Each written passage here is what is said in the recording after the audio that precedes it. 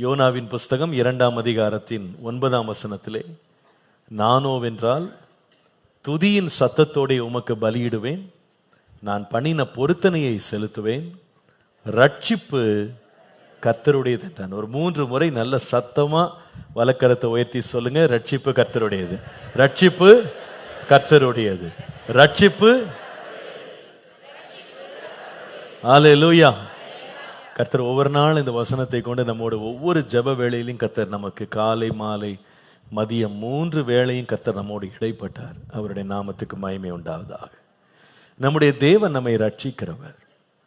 அவரை போல நம்மை ரட்சிக்கத்தக்கவர்கள் இந்த உலகத்தில் ஒருவருமே இல்லை. ரட்சிப்பதற்காகவே இந்த உலகத்திலே வந்தார். ரட்சிப்பது என்பது அவருடைய ஸ்பெஷாலிட்டி.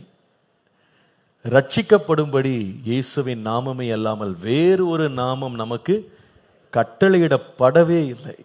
அவருடைய நாமத்தினாலே நமக்கு ரட்சிப்பு இருக்கிறது. அவரே நம்மை ரட்சிக்கிற தேவனாயிருக்கிறார். இதை குறித்து கர்த்தர் தியானிக்க வைத்த போது வேதத்தில் சங்கீதக்காரன் தேவனுடைய ரட்சிப்புக்காக ஜெபித்த ஒரு பகுதியை கர்த்தர் ஞாபகப்படுத்தினார். 80ஆம் சங்கீதம் முதல் 3 வசனங்களை நாம் ஒரு முறை பார்க்கலாம். 80ஆம் சங்கீதம் முதல் 3 வசனங்கள். இஸ்ரவேலின் மேய்ப்பரே, யோசேப்பை ஆட்டு மந்தையை போல் நடத்துகிறவரே செவிகொடும். கேருபீன்கள் மத்தியில் வாசம் பண்ணுகிறவரே பிரகாசியும். எப்ராயிம், பென்யமீன், மனாசே என்பவர்களுக்கு முன்பாக நீர் உமது வல்லமையை எழுப்பி எங்களை ரட்சிக்க வந்தருளும். எல்லாரும் சொல்லுங்க, எங்களை ரட்சிக்க வந்தருளும். 3ஆம் வசனம் திரும்ப, தேவனே எங்களை திருப்பி கொண்டு வாரும், உமது முகத்தை பிரகாசிக்க பண்ணும், அப்பொழுது ரட்சிக்கப்படுவோம். திரும்ப சொல்லுங்க, அப்பொழுது. கர்த்தருடைய நாமத்துக்கு மகிமை உண்டாவதாக. சங்கீதக்காரன் தேவனை பல விதங்கள்ல நோக்கி பார்க்கறத நம்ம வேதத்தில் வாசிக்கலாம். அவரை இரட்சகரே, மீட்பரே, அடைக்கலமே, துருகமே, கோட்டையே என்று பலவிதமான வார்த்தைகளால் தேவனை வர்ணிக்கிறத பார்க்கலாம். ஆனால் இந்த சங்கீதத்தில் என்னை ரட்சியும் ஆண்டவரேன்னு அவர் கதரும் போது தேவனை எந்த நிலையில் அவர் எதிர்கொள்ளுகிறார்னு கேட்டால், அவர் கூப்பிடுற பேரை பாருங்க, இஸ்ரவேலின் மேய்ப்பரே. 1ஆம் வசனத்தில் இஸ்ரவேலின் மேய்ப்பரே. தேவனை மேய்ப்பனாக பார்த்து, நீர் மேய்ப்பராக வந்து எங்களை ரட்சியும், உங்களுடைய ரட்சிப்பை எங்கள் வாழ்க்கையில் வெளிப்படுத்தும், உங்களுடைய மீட்பை எங்கள் வாழ்க்கையில் வெளிப்படுத்தும் என்று சொல்லுகிறார். உங்களுடைய ரட்சிப்பை எங்களுக்கு கொடுக்கும்படியாக 3 காரியங்களை எங்களுக்கு செய்யுங்க ஆண்டவரேன்னு சொல்லி அவர் சொல்லுகிறதை இந்த இடத்துல பார்க்கலாம். நான் உண்மையாகவே இதை நான் ஒரு வாக்குத்தத்தமாகவே எடுத்துக்கொள்ளுகிறேன். கர்த்தர் ஒரு மேய்ப்பராக நம்மை ரட்சிப்பதற்கு கர்த்தர் செய்ய வேண்டிய 3 காரியங்கள் அவர் ஜெபமாக ஏறெடுத்தார். நான் அதை விசுவாச அறிக்கையாகவே நான் சொல்ல முடியும். 3 காரியங்களை சொல்லுகிறார், சுட்டி காட்டுறேன். முதலாவது 2ஆம் வசனத்தில் சொல்லுகிறாரு, நீர் உமது வல்லமையை எழுப்பி எங்களை ரட்சிக்க வாரும். திரும்ப வாசிங்க, எல்லாரும் சொல்லுங்க, நீர் உமது வல்லமையை எழுப்பி எங்களை ரட்சிக்க வாரும். ஒன்னொன்னு நம்ம கவனிப்போம். 3ஆம் வசனத்தில் 2 காரியங்கள் சொல்றார். அவருக்கு நமக்கு ரட்சிக்கப்படுவதற்கு 2 காரியம் செய்ய சொல்றாரு. அங்க 3ஆம் வசனத்தில் எங்களை திருப்பி கொண்டு வாரும். சொல்லுங்க, எங்களை திருப்பி கொண்டு வாரும், அப்பொழுது ரட்சிக்கப்படுவோம். திரும்ப சொல்லுகிறார், உமது முகத்தை பிரகாசிக்க பண்ணும், அப்பொழுது ரட்சிக்கப்படும். அப்போ இந்த சங்கீதத்தில் கர்த்தருடைய ரட்சிப்பை தேவன் நமக்காக விளங்க பண்ணுவதற்கு சங்கீதக்காரன் 3 காரியங்களை கர்த்தர்ட்ட கேட்கிறார்.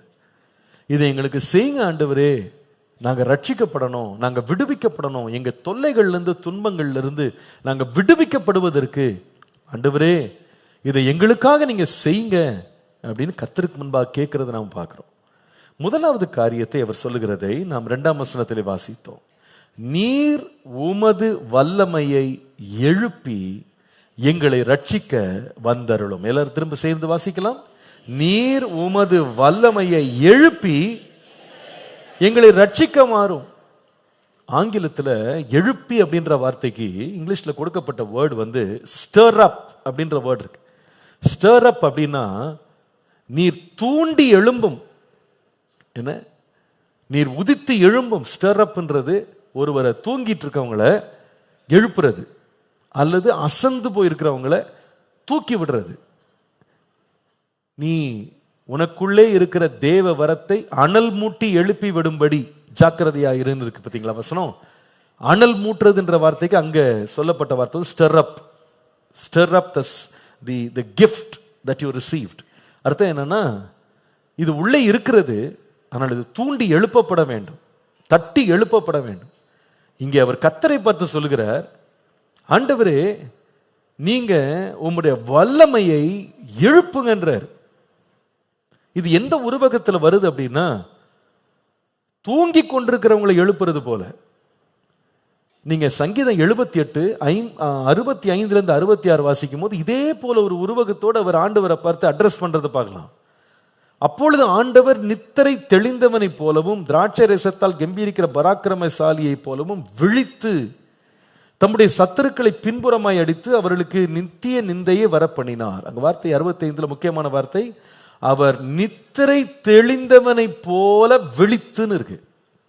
சங்கீதக்காரனுக்கு நல்லா தெரியும், அவரே தன்னுடைய சங்கீதத்தில் சொல்லியிருக்கிறார், இஸ்ரவேலை காக்கிறவர், சொல்லுங்க சத்தமா, உறங்குவதும் இல்லை தூங்குவதும் இல்லை. அவர் தூங்க மாட்டாரு, உறங்க மாட்டாரு. ஆனா ஏன் அவர் சொல்லுகிறாரு எழும்புங்க ஆண்டவரே விழித்து கொள்ளுங்க அப்படின்னு ஏன் சொல்றாரு அப்படின்னா, அவர் தூங்கிட்டு இருக்கிறாருன்னு அர்த்தம் இல்லை. நான் ஏற்கனவே சொன்னேன், நாம் வாசித்த அந்த 80ஆம் சங்கீதத்தில் வந்து தேவனை ஒரு மேய்ப்பனாக அவர் பாவித்து பேசுறார். சங்கீதக்காரனுக்கு ஒரு மேய்ப்பன் எப்படி இருப்பான்னு யாரும் சொல்லி கொடுத்து தெரிய வேண்டிய அவசியம் இல்லை. அவரே யாராதான் இருந்தாரு, ஒரு மேய்ப்பனா இருந்தார். அவர் ஏன் இந்த வார்த்தையை தேவனுக்கு ஒப்பிட்டு பேசுகிறாருன்னா, ஆண்டவர் வல்லமை எழுப்பி எங்களை ரட்சியோன்னு ஏன் சொல்லுகிறாருன்னா, ஒரு மேய்ப்பன் என்ன செய்வான்னா, ஆடுகளை மேய்த்துட்டு அது மேய்ந்து கொண்டிருக்கும் போது அவன் ஒரு இடத்துல ஒரு மரத்தடியில் ஒரு நிழல்ல போய் அவன் உட்கார்ந்து இளைப்பாரி கொண்டிருப்பான். அந்த ஆடுகள் அது பாட்டுக்கு தானா மேய்ஞ்சிக்கிட்டு இருக்கும். இவன் இளைப்பாரி கொண்டிருக்கும் போது ஆடுகள் அங்கும் இங்கும் சுற்றி மேய்ந்து கொண்டிருக்கும் போது அந்த பகுதியில் துஷ்ட மிருகங்கள் அமைதியாக பதுங்கி வரும். அது வந்து நேரடியாக சத்தம் போட்டுக்கொண்டு வராது, பதுங்கி அமர்ந்து அப்படியே ப்ரௌலிங்ல இருக்கும் அது, இல்லையா? இது என்ன செய்யும்னா, ஆடுகள் பக்கத்தில் வர்ற வரைக்கும் இந்த ஆடுகளுக்கு தெரியாது இந்த பக்கத்தில் தன்னுடைய உயிரை பறிக்கிறதுக்கு துஷ்ட மிருகங்கள் பக்கத்தில் வருதுன்னு எனக்கு தெரியாது. ஏன்னா அது சாப்பிட்றதுல பிஸியாக இருக்கும். இந்த மேய்ப்பனும் இளைப்பாடுறதுல பிஸியாக இருப்பார். திடீரென்று ஒரு ஆட்டை அது பிடிக்கும் போது அந்த ஆடு சத்தம் போடும் பாருங்க, அப்பதான் இவன் விழித்துக் கொள்வான். எங்கிருந்து சத்தம் வரும் திரும்பி பார்த்தா அந்த மிருகம் வந்து எடுத்துட்டு ஓடும். அந்த ஆடையோ ஆட்டுக்குட்டியவோ இழுத்துட்டு ஓடுறத அவன் பார்க்குறான். சங்கீதக்காரன் தான் வாழ்க்கையில இதே அனுபவத்தை கொண்டிருந்ததாக சவுல் ராஜாவிடத்தில் அவர் சொல்லுகிறார். 1 சாமுவேல் 17ஆம் அதிகாரம் 34 35 வசனங்களை பாருங்க. தாவீது சவுலை பார்த்து, உம்முடைய அடியான் என் தகப்பனுடைய ஆடுகளை மேய்த்து கொண்டிருக்கிற போது ஒரு விசை ஒரு சிங்கமும் ஒரு விசை ஒரு கரடியும் வந்து மந்தையில் இருக்கிற ஒரு ஆட்டை பிடித்து கொண்டது. நான் அதை தொடர்ந்து போய் அதை அடித்து அதை அதன் வாய்க்கு தப்புவித்தேன். அது என் மேல் பாய்ந்த போது நான் அதன் தாடியை பிடித்து அதை அடித்து கொன்று போட்டேன். ஒரு மெய்ப்பனாக இவர் உட்கார்ந்து இருக்கிறாரு. ஆனா ஒரு சிங்கமும் இன்னொரு முறை ஒரு கரடியும் வந்து ஆடை பிடித்து கொண்டது.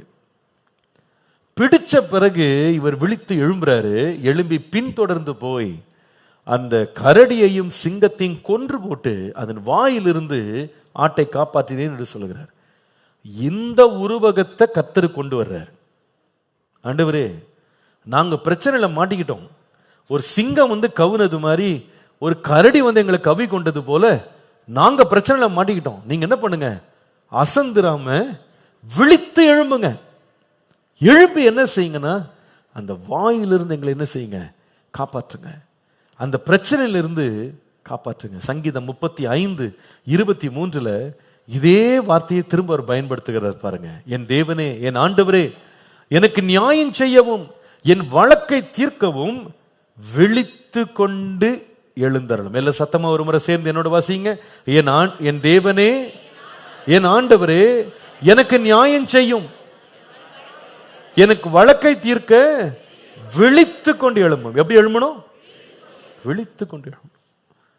ஏன் இந்த உருவகத்தை அவர் பயன்படுத்துறார்? வேதத்தில் எழுதப்பட்ட எல்லா வார்த்தைகளுக்கும் நம்ம அர்த்தத்தை புரிந்து கொள்வோமானா அதனுடைய சாராம்சம், அதனுடைய இனிமை நம்ம அப்பதான் கண்டுபிடிப்போம். ஏன் இந்த இடத்துல விழித்து கொண்டு எழும்பும்னு இருக்கு?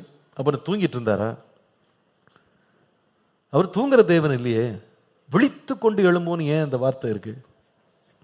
இதற்கு சரியான ஒரு நல்ல ஒரு விளக்கம், ஒரு இல்லஸ்ட்ரேஷன் பைபிள்ல இருந்து நம்ம பார்க்கணும், வேதத்திலிருந்து பார்க்க வேண்டுமானா நீங்க யாத்ராகமத்தின் புஸ்தகத்துக்கு வரணும். யாத்ராகமம் 4ஆம் அதிகாரம் 29 முதல் 31 வசனங்களை வாசிப்பீர்களானால், மோசேயும் ஆரோனும் போய் இஸ்ரவேல் புத்திரரின் மூப்பர் எல்லாரையும் கூடி வர செய்து கர்த்தர் மோசேக்கு சொல்லிய சகல வார்த்தைகளையும் ஆரோன் சொல்லி ஜனங்களுக்கு முன்பாக அந்த அடையாளங்களையும் செய்தான். 31ஆம் வசனம், ஜனங்கள் விசுவாசித்தார்கள், கர்த்தர் இஸ்ரவேல் புத்திரரை சந்தித்தார் என்றும் அவர்கள் படும் உபத்திரவங்களை கண்ணோக்கி பார்த்தார் என்றும் அவர்கள் கண்டபோது தலை குனிந்து தொழுது கொண்டார்கள். கடைசி பகுதியை திரும்ப வாசிக்கிறேன், எல்லாரும் சேர்ந்து என்னோட வாசிங்க. 31ஆம் வசனத்தின், கர்த்தர் இஸ்ரவேல் புத்திரரை சொல்லுங்க சந்தித்தார் என்றும் அவர்கள் படும் உபத்திரவங்களை கண்ணோக்கி பார்த்தார் என்றும் அவர்கள் கேட்டபோது தலை குனிந்து. அப்போ என்ன கேள்வினா, இவ்வளவு நேரம் அவர் அவங்கள பார்க்கலையா? அவங்க படுகிற உபத்திரவங்களை கண்ணோக்கி பார்த்தார் இருக்கு, அவர்களை சந்தித்தாருன்னு இருக்கு. அப்ப நான் ரொம்ப தூரமா போயிட்டாரா? இதுவரை கண்ணை மூடிட்டாரா? என்ன இது அர்த்தம்? இதனுடைய அர்த்தத்தை நம்ம சரியா புரிந்து கொள்ளணும்னா எங்க வரணும்னு கேட்டீங்கன்னா ஆதியாகம புஸ்தகத்துக்கு வரணும். ஆதியாகமத்துல 15ஆம் அதிகாரத்துல இந்த இஸ்ரவேல் ஜனங்கள் படப்போகும் உபத்திரவம், இந்த இஸ்ரவேல் ஜனங்கள் கடந்து போகிற அடிமைத்தனத்தை பற்றி 4 தலைமுறைகளுக்கு முன்னாலேயே ஆண்டவர் ஆபிரகாமுக்கு எழுதினார். ஆபிரகாம் சொன்னார், அதை ஏற்கனவே சொல்லியிருந்தார். வாசித்து பாருங்க, ஆதியாகமம் 15ஆம் அதிகாரம் 13 - 16 வசனங்களை என்னோடு சேர்ந்து கவனிங்க. அப்பொழுது கர்த்தர் ஆபிரகாமை நோக்கி, உன் சந்ததியார் தங்களுடையது அல்லாத அந்நிய தேசத்திலே பரதேசிகளாயிருந்து அத்தேசத்தாரை சேவிப்பார்கள் என்றும் அவர்களால் 400 வருஷம் உபத்திரவப்படுவார்கள் என்றும் நீ நிச்சயமாய் அறிய கடவாய். இவர்கள் சேவிக்கும் ஜாதிகளை நான் நியாயம் தீர்ப்பேன், பின்பு மிகுந்த பொருட்களுடனே புறப்பட்டு வருவார்கள்.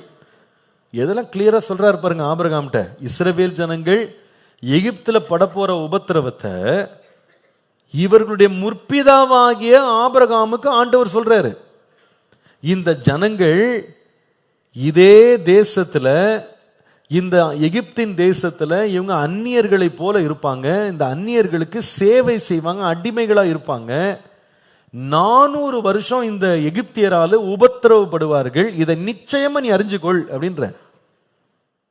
ஆனா கர்த்தர் சொல்றாரு, இது தொடராது. ஒரு நாள் நான் எழும்பி வருவேன், அவர்களுக்கு நியாய தீர்ப்பு நான் செய்வேன். யாருக்குன்னா இந்த எகிப்தியருக்கு நியாய தீர்ப்பை நான் கொடுப்பேன். இந்த இஸ்ரவேல் ஜனங்களோ வெளியே வரும்போது நிறைய பொருட்களோட வெளியே வருவாங்க அப்படின்னு சொன்னது நடந்துச்சா நடக்கலையா? நடந்ததுன்றவங்களோ ராமேன்னு சொல்லுங்க. சொன்னபடி ஆண்டவர் செய்து முடிச்சார். இப்ப எதற்காக இந்த இஸ்ரவேல் ஜனங்களை இந்த எகிப்துல கொண்டு போய் 400 வருஷம் அடைச்சு வச்சாரு? Why? What is the reason? ஏன் கர்த்தர் இவர்களை இந்த கரடியின் வாயிலையும் சிங்கத்தின் வாயிலையும் தேவன் பிடிக்க வைத்தார்? பிடிக்காமலே காப்பாற்றி இருக்கலாமே.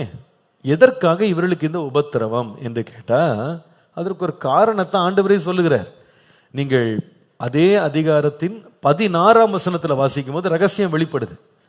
16ஆம் வசனத்துல சொல்றாரு, 4ஆம் தலைமுறையிலே அவர்கள் இவ்விடத்திற்கு திரும்ப வருவார்கள், ஏனென்றால் எமோரியருடைய அக்கிரமம் இன்னும் நிறைவாகவில்லை. எல்லாரும் சொல்லுங்க, எமோரியருடைய அக்கிரமம் இன்னும். ஆமா, இஸ்ரவேல் ஜனங்களை பாடுபடுத்தினதுக்கு ஒரு காரணம் இருக்கு. எதுக்குன்னா எகிப்தின் மேல் நியாய தீர்ப்பை கொண்டு வரணும், நம்பர் 1. 2வது, இவங்க வழியில எமோரியரை சந்திக்க போறாங்க பாருங்க. ரிட்டர்ன் வரும்போது, கானானுக்கு வரும்போது எமோரியரை சந்திக்க போறாங்க. இந்த எமோரியருக்கும் ஆண்டவர் தண்டனை ஆயத்தம் பண்ணி வச்சிருந்தாரு. ஆனா தண்டனையை ஏன் தாமதப்படுத்தினார்னு கேட்டா, அவருடைய அக்கிரமம் இன்னும் நிறைவாகவில்லையா. அதாவது இன்னொரு விதமாய் சொன்னால், தேவன் அவர்களுக்கு மனம் திரும்பும்படி கொடுத்த நேரம் இன்னும் முடியவில்லை.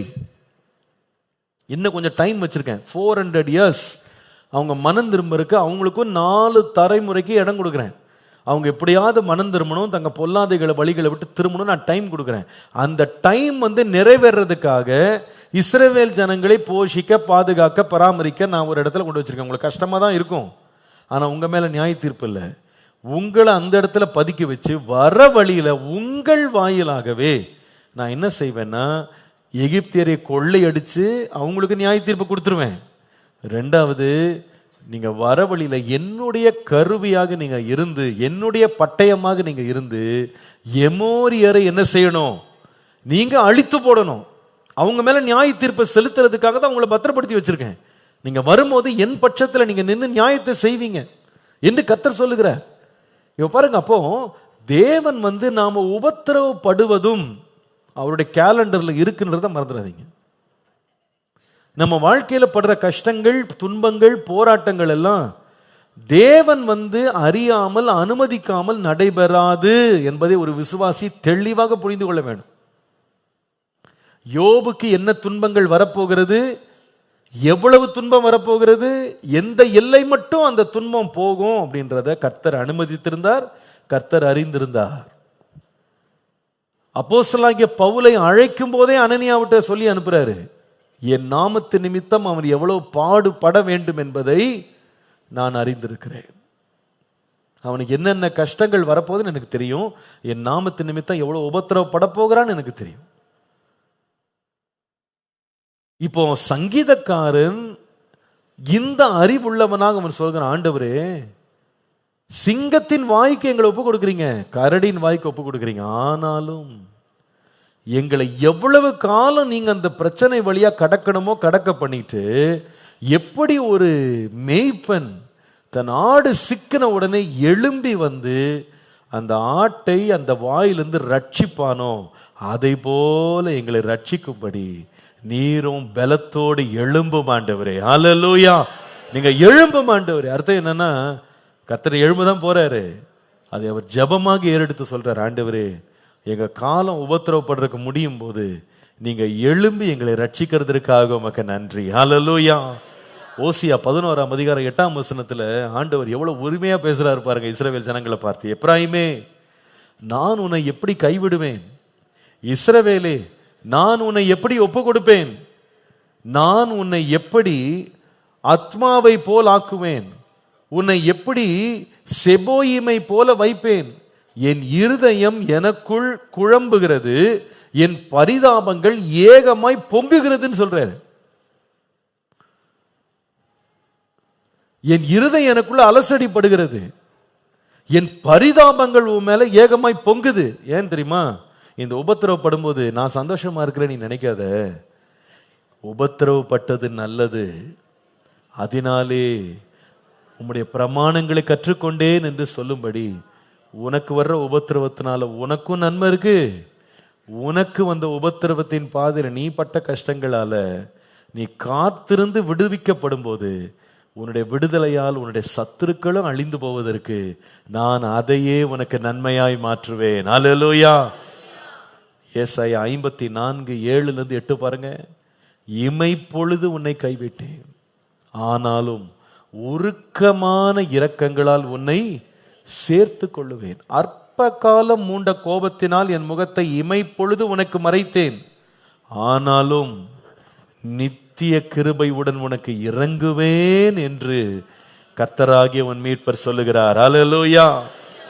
கர்த்தராகிய ஆண்டவர் இந்த தாவீதை கொன்று கர்த்தர் எழுதின வார்த்தையில ஒரு மேய்ப்பன் எப்படி எழுந்திருந்து தன்னுடைய ஆடுகள் மேல் உரிமை கொண்டாடி அவைகளை எல்லாம் விடுவிப்பானோ, விசுவாசிங்க, என் தேவனும் என் மேல உரிமை கொண்டாடி இந்த மாதத்துல கர்த்தர் என்னை ரட்சிக்கிறதுக்கு வல்லவராய் இருக்கிறார்.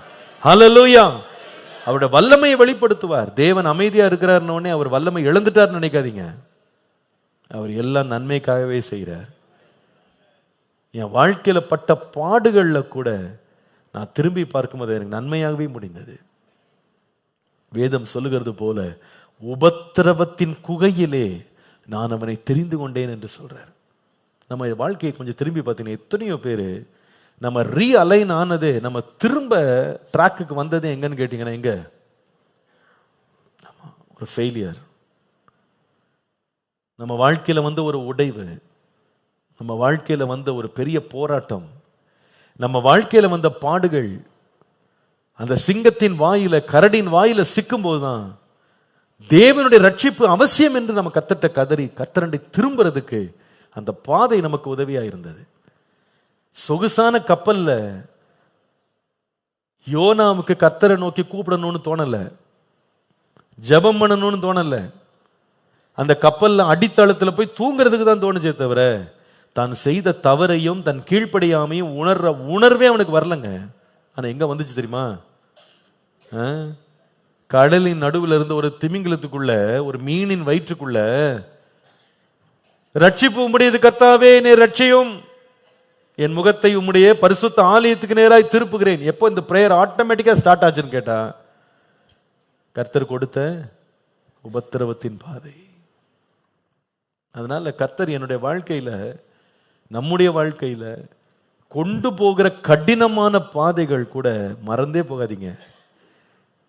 அவனுடைய கைகளை விலங்கு போட்டு ஒடுக்கினார்கள். அவனுடைய ஆத்துமா இரும்பில் அடைக்கப்பட்டிருந்தது. யோசேப் இந்த பாதை வழியா போகிற வேளையில தான் வேதம் சொல்லுகிறது, கர்த்தருடைய வசனம் அவனை புடமிட்டது. ஆனா மறந்துடாதீங்க, இமை பொழுது உன்னை கைவிட்டது போல தெரியும், ஆனா மிகுந்த இரக்கங்களால் உன்னை நான் என்ன செய்வேன்? ஒரு ஆமேன் சொல்லுங்க. ஒரு நல்ல தகப்பன் தன் பிள்ளையை நேசிக்கிறான், ஒரு பெற்றோர் தன் பிள்ளையை நேசிக்கிறாங்கன்னா சில தடவை சிரிச்சித்து தான் தன் பக்கம் இழுக்கிறாங்க, தண்டிச்சு அதுக்கப்புறமா அணைக்கிறாங்க. அந்த தண்டனையின் காலம் வேதனையாக இருந்தாலும் அதற்கு பின்பாக வருகிற ஐக்கியமும் ஒரு மனமும் உறவும் ரொம்ப டீப்பாக இருக்கும். ஹல்லேலூயா. ஏன்னா ஆண்டவர் வந்து நம்மளை ஒரு பாதையில் கொண்டு போயிட்டாருன்னா அது கஷ்டம்னு தெரிஞ்சுட்டா அதுக்கு மேலே ரொம்ப இரக்கத்தை காட்டுவார். ஒரு சம்பவத்தை உங்களுக்கு சொல்லியிருக்கேன்னு நினைக்கிறேன். ரொம்ப வருஷத்துக்கு முன்னால் நான் சின்ன பிள்ளையா இருக்கேன், எனக்கு ஒரு 13 வயசு இருக்கும்னு நினைக்கிறேன், 13 இயர்ஸ் இருக்கும். அப்போ இந்த சர்ச்சுக்கு எதிரில் இருக்கிற லேண்ட் இருக்கு பாருங்க, இப்போ ஷெட்டெல்லாம் போட்டிருக்கோமே, இதெல்லாம் ஒரு காலி பிளாட்டாக இருந்துச்சு. இதில் வந்து இந்த ஊரில் இருக்கிற சில பேர் இப்போ இந்த பக்தவச்சலபுரத்துக்கு கவுன்சிலராக இருக்கார், இப்போ ஆவடிக்கு டெப்யூட்டி மேயராக இருக்கார், அவரெல்லாம் எங்கள் ஃப்ரெண்ட்ஸ், எல்லாம் ஒரே வயசு பசங்க தான் நாங்கள். அப்பப்போ இங்கே வந்து விளையாடுவோம். இங்கே எதிரில் கிரிக்கெட் விளையாடுறது இந்த கிரவுண்டில் தான் விளையாடுவோம். அப்போ ஒரு நாள் விளையாட்டு உச்சகட்டமாக போயிட்டுருக்கு. அப்பா எங்கேயோ போயிட்டு வந்தாங்க, ஸ்கூட்டர் எடுத்துகிட்டு வந்தாங்க. இப்படி ஸ்கூட்டரை இங்கே வச்சுட்டு, வீடு வந்து எங்களுக்கு 2 வீடு தள்ளி இங்கே ஒரு வாடகை வீட்டில் பக்கத்தில் இருந்தோம். இப்போ அது பால் அடைஞ்ச வீடு மாதிரி ஒன்று இருக்குது பாருங்கள், அதான் எங்கள் வீடு. அது 2 போர்ஷன், அதில் ஒரு போர்ஷனில் நாங்கள் தங்கியிருந்தோம், பக்கத்தில் ஓனர் இருந்தாங்க, அங்கே தான் எங்கள் வீடு இருந்துச்சு. இங்கே ஸ்கூட்டரை விட்டுட்டு நான் விளையாடிட்டு இருந்தேன். அப்போ இந்த காம்பவுண்ட்லாம் இல்லை, கூப்பிட்டாங்க என்ன, இங்கே வான்னு. எதிர்லையும் காம்பவுண்ட் கிடையாது, ஓப்பனாக இருக்கும், அது வான்னு கூப்பிட்டாங்க. கூப்பிட்டு அந்த அவங்க ஸ்கூட்டர் சாவியை கையில் கொடுத்து வீட்டில் போய் என் டேபிளில் வச்சுட்டு வான்னாங்க. எனக்கு என்னன்னா அடுத்தது நான் தான் பேட்டிங், விட்டேன்னா வேற எவனா விளையாட ஆரம்பிச்சிடும், நம்மளுக்கு கிடைக்காம போயிடுமேன்னு என்ன பண்ணேன், எங்களுக்கு தெரிஞ்ச ஒரு பையன் அந்த வீட்டில் ஒரு பையன் தங்கியிருந்தான், அந்த பையன்கிட்ட சாவியை கொடுத்துட்டே, அவன் எங்கள் வீட்டுக்கெலாம் வருவான், நல்ல பையன், சின்ன பையன்தான். அப்போல்லாம் எல்லார் வீடுக்கெல்லாம் போகிறதெல்லாம் உங்களுக்கு தெரியும்ல, அந்த வழக்கம்லாம் எப்படி இருக்குன்னு, போய் எங்கள் வீட்டில் வச்சுட்டு வந்துருந்தேன். அவன் அடுத்த பேட்டிங் போனோம். அவன் அவசரத்தில் சாவி எடுத்துகிட்டு வேகமாக ஓடி போய் வீட்டில் வச்சுட்டேன். திருப்பி ஒரே ஓட்டமாக திருப்பி வந்துட்டான். நான் பேட்டிங்கில் மும்முரமாக விளையாடிக்கிட்டு இருக்கேன். அப்பா இங்கேருந்து ஏதோ வேலையை இங்கே சர்ச்சில் முடிச்சுட்டு வேகமாக வீட்டுக்கு போனார். போன வேகத்தோட 2 மடங்கு வேகமாக திரும்ப வந்தார். வந்து ஒரு சத்தம் கொடுத்தாரு, கேப்ரியல்னு ஒரு சத்தம் போட்டார். என்னன்னு கேட்டார். சாவி எங்கன்னு கேட்டார். சாவி நம்ம பேச்சாதான் நம்மளுக்கு தெரியும். நான் இவனை பார்க்குறேன், எங்கடா சாவி, எங்கே போட்ட, அவன் அங்கதான்றான். அவனுக்கும் பயம் இவர் போடுற சத்தத்தை பார்த்து. அங்கதான்ப்பா வச்சேன்றேன். அங்கதான் வச்சியா, எங்க வச்ச அப்படின்னாரு. அவருக்கு ஏதோ பாவம், ஒரே அவசரம், அவருக்கு உடனே வெளியே கழுவணும். எடுத்து கொடுனார். வேகமா வந்தேன் நானும் ஓடிட்டு, இவன் எங்க வச்சானோ தெரியலேன்ட்டு வந்து பார்க்குறேன், சாவியை காணோம். இவன் வச்சேன்னு சொல்றான், அங்கதான் வச்சேன்றான், சாவியை காணோம். எனக்கு என்ன பண்ணன்னு தெரியல, சொல்லவும் முடியல. நான் வரல, இவன்கிட்ட கொடுத்து விட்டேன்னு சொல்ல முடியல, பயம். இப்படியே தேடிட்டு இருக்கோம். அப்பா கோவம் உச்சகட்டத்தில் ஏறிடுச்சு. போட்டாரு பாருங்க, போட்டு அடி, செம்ம அடி விழுந்துச்சு. சொன்ன பேச்சை கேட்காம என்ன பண்ண, எங்க போன, எங்க வச்சு வெளுன்னு வெளுத்துட்டாரு. உடனே எங்க மம்மி வந்தாங்க. எதுக்கு போட்டு அவனை அடிச்சிட்டு இருக்கீங்க, எங்க இருக்க போது சாவின்னு வேகமா அந்த டேபிள் அப்படி ஒரு ஏதோ பண்ணாங்க. மேல ஒரு பேப்பர் கீழே சாவி இருக்கு. எங்க அப்பா முகத்தை அந்த நேரம் நீங்க பார்க்கணுமே, அவருக்கு தேள் கொட்டின மாதிரி முகம் மாறிடுச்சு. என்னடா இங்க இருக்கிற சாவியை பார்க்காம இப்படி அடிச்சு போட்டோமேன்னு அவருக்கு ஒரு மாதிரி ஆகிப்போச்சு. திரும்பி என்ன பார்த்தாரு, நான் அடி வாங்கிட்டு அழுதுகிட்டு இருக்கேன். உடனே வண்டியில் ஏறுனாரு. என்னடா வண்டியில் ஏறுன்றாரு, எங்க போறப்ப என்ன பண்ணப்போ அடுத்த என்ன ட்ரீட்மெண்ட்டோ தெரியலன்னு எனக்கு பயமாகி போச்சு. எனக்கு ஒன்றும் பேச முடியாது. ஸ்கூட்டரில் ஏறிட்டேன். நேராக கூட்டு போனார். கூட்டு போய் இந்த பஸ் ஸ்டாண்டு பக்கத்தில் ஒரு கடை ஒன்று, ஒரு இந்த ஃப்ரூட்ஸ் அந்த ஜூஸ் கடை. இறங்கினாரு, ஸ்டாண்டை போட்டார். அவர் உள்ள போறாரு, நானும் பின்னாடியே போனேன். என்ன ஜூஸ் வேணும் கேளு. சமாதான பலி, வேற ஒன்றும் இல்லை. என்ன ஜூஸ்? அப்போ ஃப்ரூட் நிக் தான் ரொம்ப ஃபேமஸ். அப்போ ஃப்ரூட் நிக்கு. அப்போ நான் வந்து மேங்கோன்னு சொன்னேன். உன்னை மேங்கோ எடுத்து கொடுத்தாரு. குடிச்சிட்டு இருக்கேன். வேற ஏதாவது வேணுமா துணி, வேற ஏதாவது. ஏன்னா அவருக்கு விட்டு கொடுக்கவும் மனசு இல்லை, நான் தப்பா அடிச்சு விட்டேன்னு சொல்றதுக்கும் மனசு இல்லை இல்லையா. ஆனா மனசும் உருகுது. நான் விடுவேனா, வாங்க நட்டிக்கு கிரேப் ஜூஸும் கொடுங்க, கொடு, எடுத்து கொடு. ஒரே நேரமா மேங்கோ ஜூஸும் கிரேப் ஜூஸையும் மொத்தமா அடிச்சுட்டு வலியெல்லாம் உடனே கம்ப்ளீட்டா மறைஞ்சு போச்சு ஐயா, எல்லாம் ஓடிய போச்சு. ரெண்டையும் குடிச்சுட்டு தைரியமா வீட்டுக்கு வந்து இறங்கினேன். நம்மளை ஆண்டவர் உபத்திரவப்படுத்துறாரு அப்படின்னா 2 ஜூஸ் வருதுன்றதை மறந்துடாதீங்க.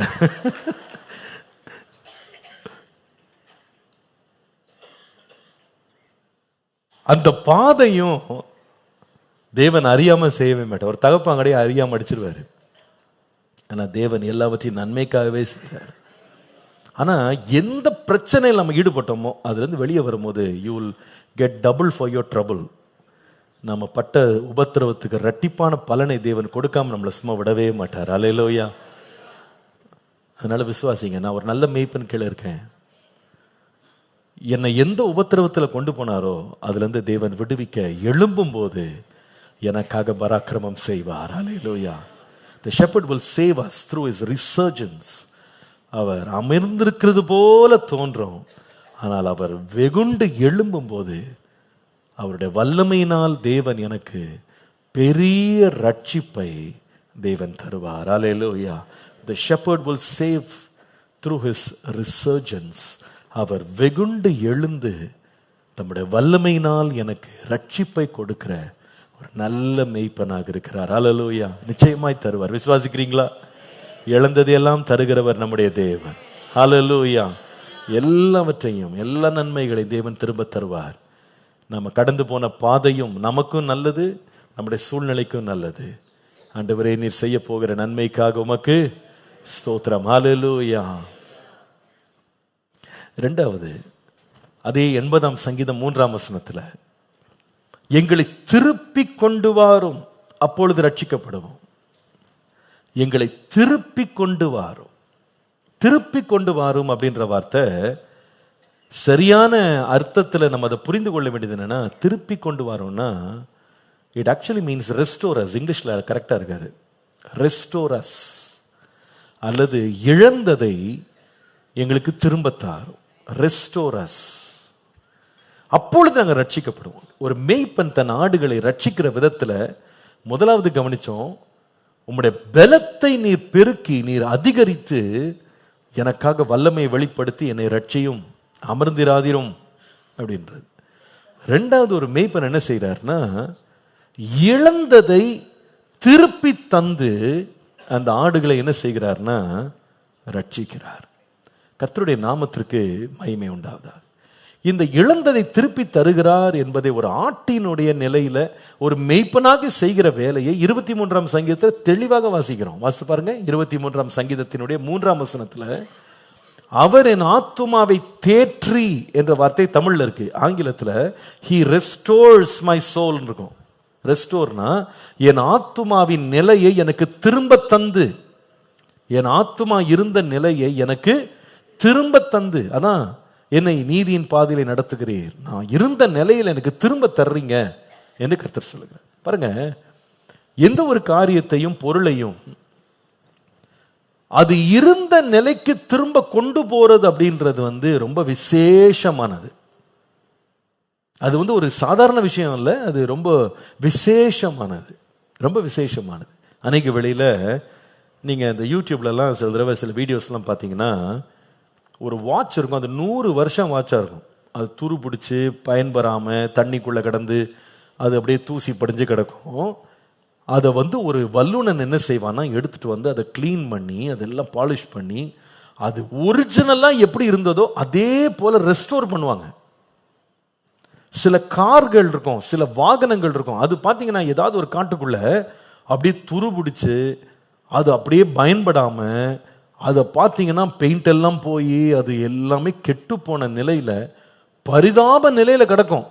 ஆனால் ஒருவன் அதன் மேல் அன்பு வைத்து அந்த கால வாகனத்தை திரும்ப சரி பண்ணணும்னா அதை எடுத்துகிட்டு போயிட்டு தன்னுடைய கராஜில் எடுத்துகிட்டு போயிட்டு மொத்தத்தையும் திரும்ப க்ளீன் பண்ணி அதை பாலிஷ் பண்ணி பெயிண்ட் அடித்து அதை இன்ஜின்லாம் சரி பண்ணி அதை திரும்ப ஓட்டி கொண்டு போவான். அது ரெஸ்டரேஷன் அப்படின்னு சொல்லுவாங்க.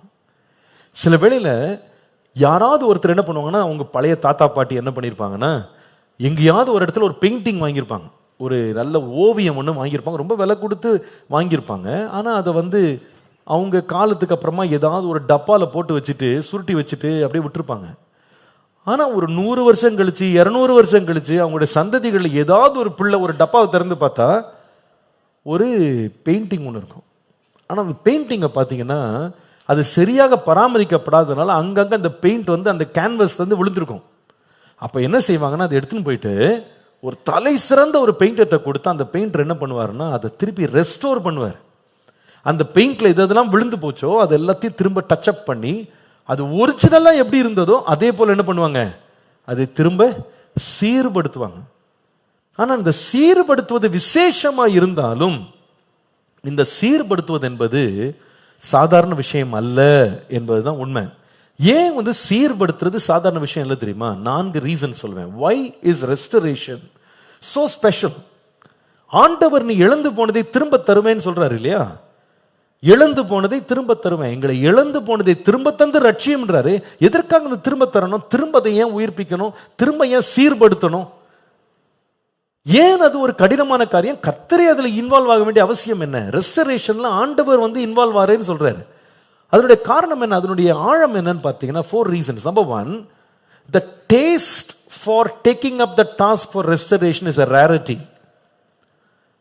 ஒரு காரியத்தை, ஒரு பொருளை பழைய சீருக்கு திருப்பி கொண்டு அதை சரிபடுத்துவது என்பது, அதை செய்ய விரும்புகிறவர்கள் ரொம்ப ரொம்ப அரிதா இருக்கிறாங்க.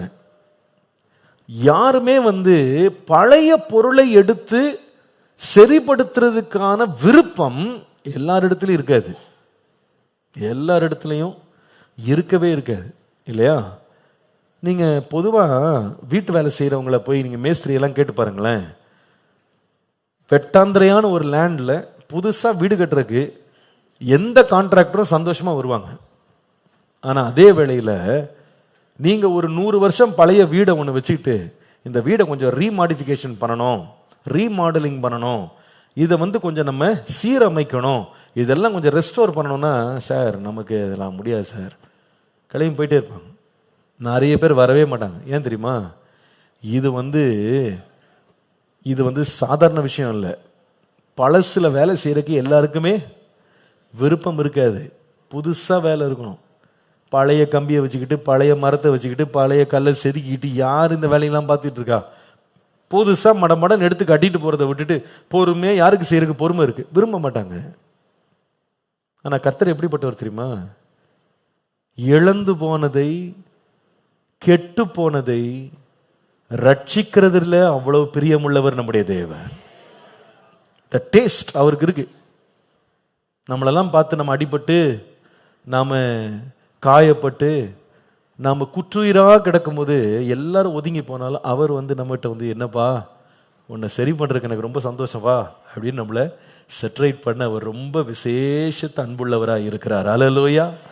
ரெண்டாவது, ஏன் இந்த ரெஸ்டரேஷன் ரொம்ப டிஃபிகல்ட் அப்படின்னு கேட்டா, நிறைய பேர் அதை விரும்ப மாட்டாங்கன்னு சொன்னா, restoration takes more time then building a new one, a fresh one.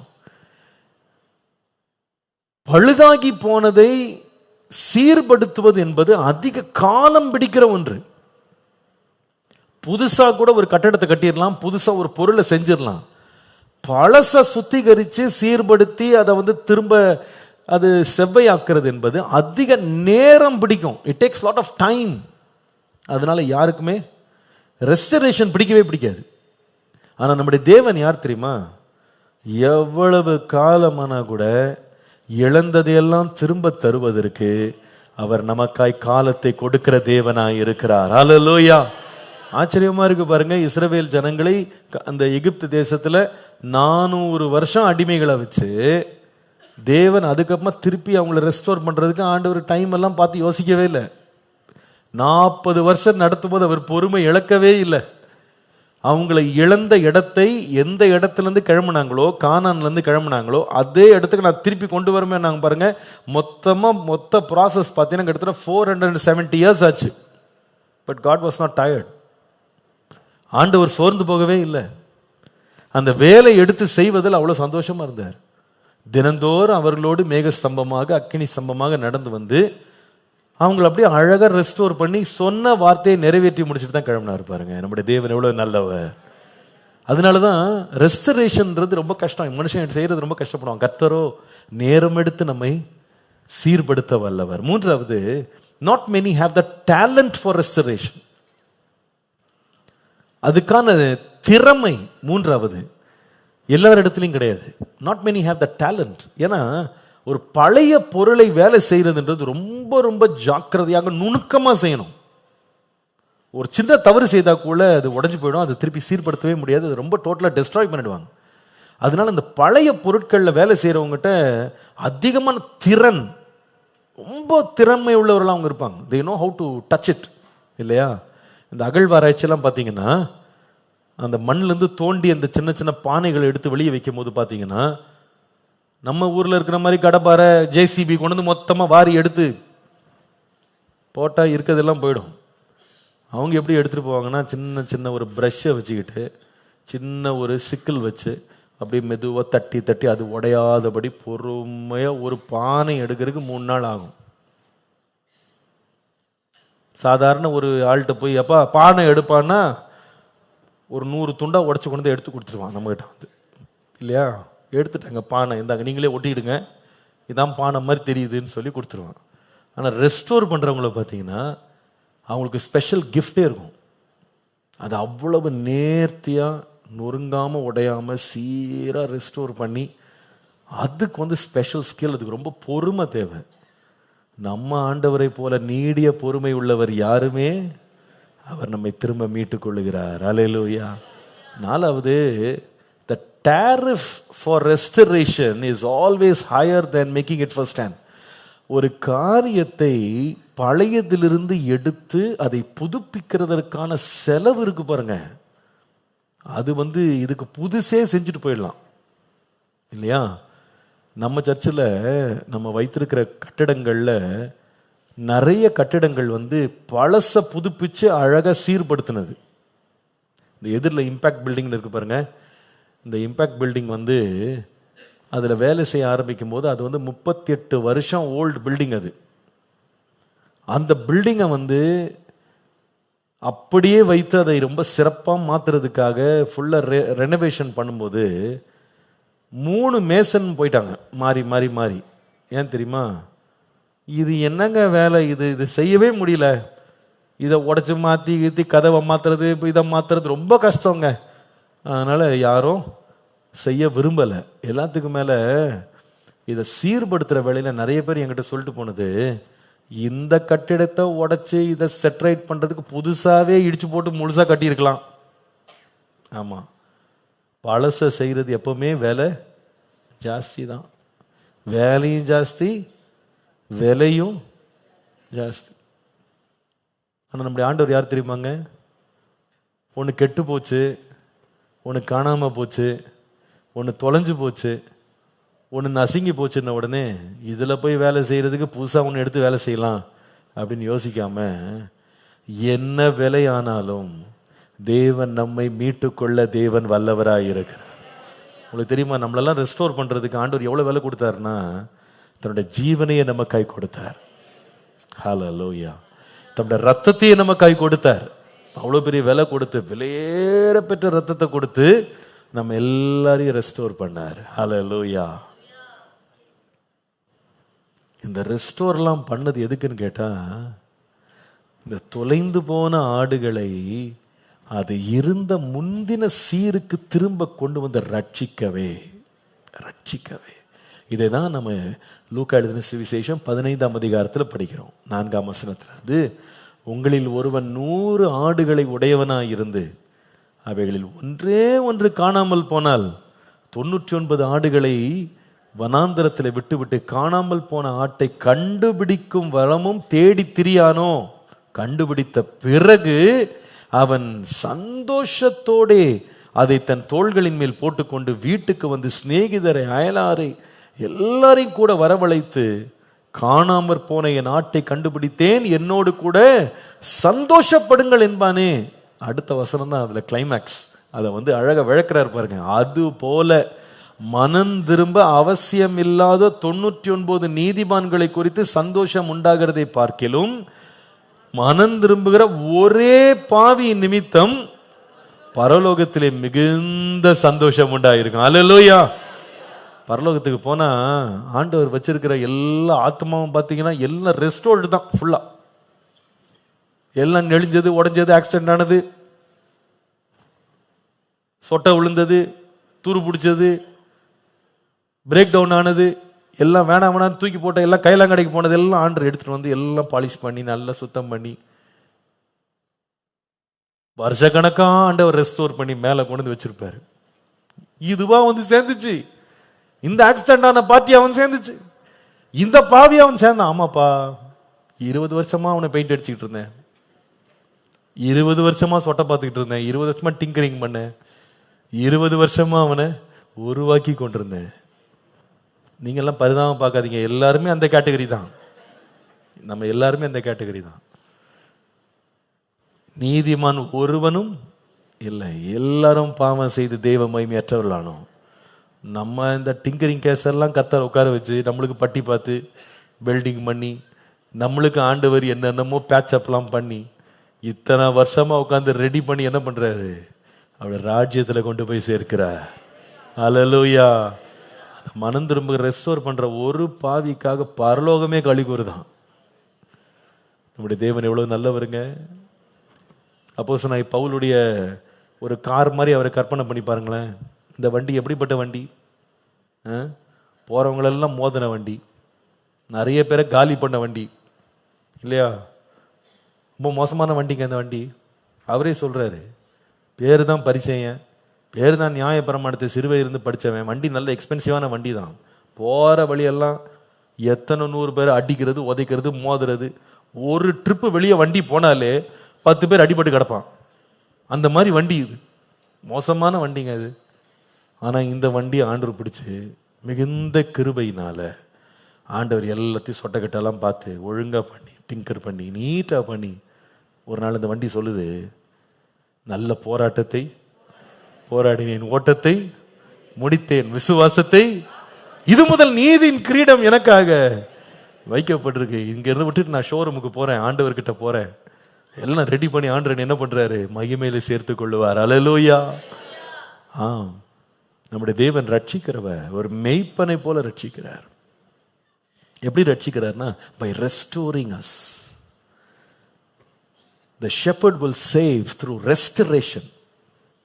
இழந்ததை மீட்டு கொண்டு, கெட்டு போனதை மீட்டு கொண்டு ரட்சிக்கிற தேவனாயிருக்கிறார். அந்த தேவன் நம்மை ரட்சிக்க வல்லவர்.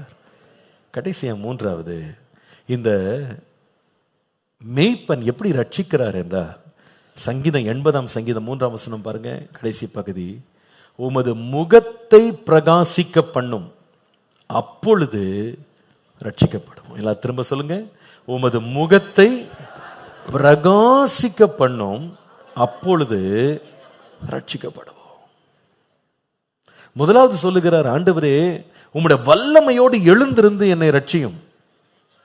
ஒரு மெய்ப்பனாக எழுந்து ரட்சியும். நான் வாயில, சிங்கத்தின் வாயில, கரடின் வாயில அகப்பட்ட நிலையில் இருக்கிறேன். இங்க எழுந்துருங்க, அசந்திருக்காதீங்க, எழுந்து வந்து என்னுடைய வல்லமையினால, உம்முடைய பலத்தினால் என்னை ரட்சியும். by your resurgence of power. ரெண்டாவது சொல்லுகிறார், என்னை ரெஸ்டோர் பண்ணுங்க. எல்லாம் இழந்து நிக்கிறேன், என்னை நீங்க திரும்ப உயிர்ப்பீங்க. மூன்றாவது சொல்லுகிறாரு, ஆண்டவரே உம்முடைய முக பிரகாசத்தினால என்னை நீர் ரட்சியும். உமது முகத்தை பிரகாசிக்க பண்ணும், உம்முடைய முகத்தினுடைய பிரகாசத்தை என் மேல எழும்ப பண்ணுங்க, அப்பொழுது நான் ரட்சிக்கப்படுவேன். இதன் அர்த்தம் என்ன? மீண்டும் நீங்க 23 சங்கீதத்துக்கு போவீங்களானா, இந்த ஆடு 2ஆம் வசனத்தில் எங்க இருக்குன்னு கேட்டீங்கன்னா, வயல்வெளியில இருக்கு. நல்ல பிரகாசத்துல அது புல் மேய்ந்து கொண்டிருக்கு. நல்ல பிரகாசமான வெட்டாந்திரைகள்ல, வெளியிடங்கள்ல, அமர்ந்த தண்ணீர்கள்ல தண்ணீர் மேய்து.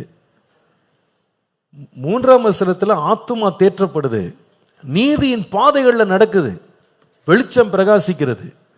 ஆனா நீங்க 4ஆம் வசனத்துக்கு வருவீர்களானா, இந்த ஆடு எதுக்குள்ள போயிடுச்சு? மரண இருளின் பள்ளத்தாக்குக்குள்ளே உள்ளே செல்லுகிறது. இந்த பள்ளத்தாக்குல இந்த ஆடு சொல்லுது, நான் பயப்படாம இருக்கேன். ஏங்க, வெளியே இவ்வளவு நேரம் புல்வெளியிலையும் அமர்ந்த தண்ணீர்லையும் நீதியின் பாதையில சூரியன் பிரகாசிக்கிற வெளிச்சத்துல இருந்த இந்த ஆடு இருளுக்குள்ள போனா கூட என்ன பண்ணாது? பயப்படாம இருக்கான். எப்படிங்க? நீங்க ஒரு ஆட்டை எப்பயாவது மாட்ட நீங்க பொதுவா இருட்டுக்கு நேரம் நடத்துனீங்கன்னா அது என்ன பண்ணாது? போக விரும்பாது. அது எப்பவுமே அது வெளிச்சத்துக்கு நேரம் தான் போக விரும்பும். அதனாலதான் ராத்திரி இந்த ஆடுகளையோ ஏன் கோழிகளை கூட அடைக்கிறதுக்கு ரொம்ப கஷ்டப்படுவாங்க. ராத்திரி பார்த்துருக்கீங்களா? இப்போ நம்ம லேண்டில் ரொம்ப கொஞ்சம் நாளைக்கு முன்னாடி புறாக்கள் நிறைய இருந்துச்சு. இப்போ எல்லாத்தையும் சென்றான்மலை கொண்டு போயிட்டோம்.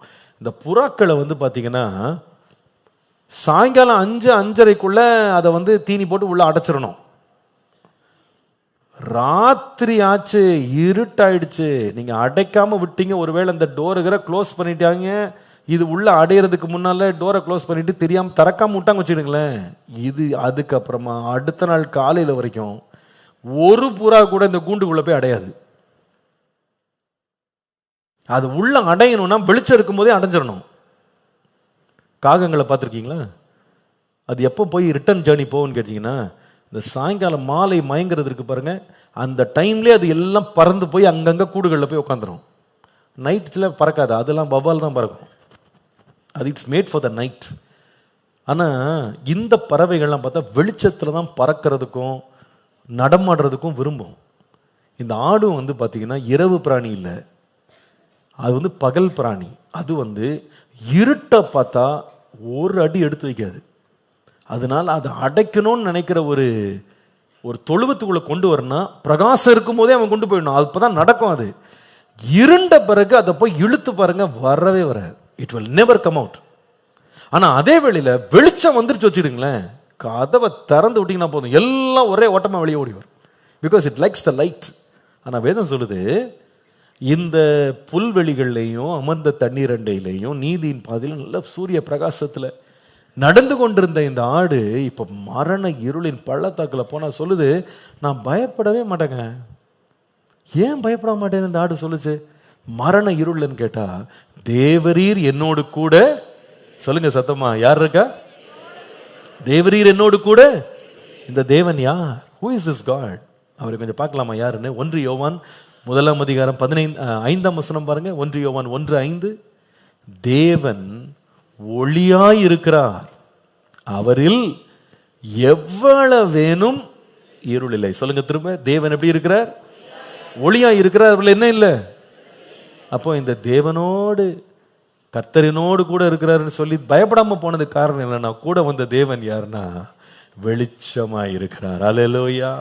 1 தீமோத்தேயு 6:16 வாசிக்கும் போது, இந்த வெளிச்சமாய் இருக்கிற தேவன் சேரக்கூடாத ஒளியிலே வாசம் பண்ணுகிறார் என்று வாசிக்கிறோம். 1 தீமோத்தேயு 6:16. இன்னும் நீங்க மத்தேயு 17:2 வாசிப்பீர்களானால், இந்த ஒளியா இருக்கிற தேவன் இயேசுவாக இந்த உலகத்திலே வந்தபோது ஒரு முறை சீஷர்களுக்கு முன்பாக மறுரூபமானார். வேதம் சொல்லுகிறது, அவருடைய முகம் சூரியனை போல பிரகாசித்தது, அவருடைய வஸ்திரம் வெளிச்சத்தை போல வெண்மையாகிவிட்டது. மத்தேயு 4:15-16 வாசிக்கிறோம். இருளில் இருக்கும் ஜனங்கள் பெரிய வெளிச்சத்தை கண்டார்கள். மரண இருளின் திசையில் இருக்கிறவர்களுக்கு வெளிச்சம் வந்தது. இந்த வெளிச்சம் யார் தெரியுமா? யோவான் 1:9 சொல்லுகிறது, எந்த மனுஷனையும் பிரகாசிக்க பண்ணுகிற மெய்யான ஒளியே அந்த இயேசுவாகிய ஒளி. ஹல்லேலூயா. இந்த ஒளியை தேவன் எங்க பிரகாசிக்க பண்ணுகிறார் என்றால், அப்போஸ்தலனாகிய பவுல் எழுதுகிறார் 2 கொரிந்தியர் 4:6 இஸ்ரவேலின் இருளில் இருந்து வெளிச்சத்தை பிரகாசிக்க சொன்ன தேவன் இயேசு கிறிஸ்துவின் முகத்தில் உள்ள தமது மகிமையின் அறிவாகிய ஒளியை தோன்ற பண்ணும் பொருட்டாக எங்கள் இருதயத்தில் என்ன செய்தார்? பிரகாசித்தார். அல்லேலூயா. ஏன் பயம் இல்லாம இருக்குன்னா, இந்த வெளிச்சமாகிய தேவன், ஒளியாகிய தேவன், அவருடைய அறிவாகிய ஒளியை என் இருதயத்துக்குள்ள பிரகாசிக்க வச்சிருக்கிறார். அதனால எனக்கு என்ன இல்லை? இருளை கண்டு பயமே இல்லை. இந்த ஆடு எப்படி ரட்சிக்கப்படுகிறது தெரியுமா? 3வது, தேவனுடைய பிரகாசத்தினாலே. The shepherd will save through his radiance. அவருடைய பிரகாசத்தினாலே தன்னுடைய ஆடுகளை ரட்சிக்கிற தேவன் நம்முடைய தேவன். எத்தனை பேர் மகிழ்ச்சியா இருக்கிறீங்க இன்றைக்கு? நம்ம தைரியமா சொல்லலாம், he saves us through his resurgence. அவருடைய வல்லமையும் பராக்கிரமத்தையும் எழும்ப பண்ணி என்னை ரட்சிக்கிற ஒரு தேவன். இழந்ததை எல்லாம் மீட்டு கொள்ளும்படி ரெஸ்டோர் பண்ணி இழந்த நிலைமைக்கு திரும்ப கொண்டு வந்து என்னை ரட்சிக்கிறவர் என் மேய்ப்பர். 3வது, என் மேல் அவர் முகத்தை பிரகாசிக்க பண்ணி இருளை பார்த்து நான் பயப்படாதபடி இருளின் பாதையில் என்னோடு வெளிச்சமாகவே நடந்து வந்து வெளிச்சத்தினால என்னை ரட்சிக்கிற தேவன் என்னுடைய தேவன். அல்லேலூயா. எந்த இருளையும் வெளிச்சமாய் பிரகாசிக்க பண்ணுகிறவர் நம்முடைய தேவன். அல்லேலூயா. நம்முடைய வாழ்க்கையில் எவ்வளவு பிரச்சனை வந்தாலும், போராட்டங்கள் வந்தாலும், அதிலிருந்து நம்மை ரட்சித்து மீட்டு நம்முடைய முகங்களை பிரகாசிக்க பண்ணி அந்த போராட்டங்களை கண்டு பயப்படாமல் நாம் தெளிந்த மனம் உள்ளவர்களாய் தேவனுடைய சித்தத்தை நிறைவேற்ற முன்னேற பண்ணுகிறவர் நம்முடைய தேவனாகிய கர்த்தர். அல்லேலூயா. இருளை வெளிச்சமாக மாற்றுகிறவர் நம்முடைய தேவன். இன்னைக்கு விசுவாசிங்க, தேவன் என்னை ஒரு மெய்ப்பனை போல ரட்சிப்பார். ரட்சிப்பு கர்த்தருடைய.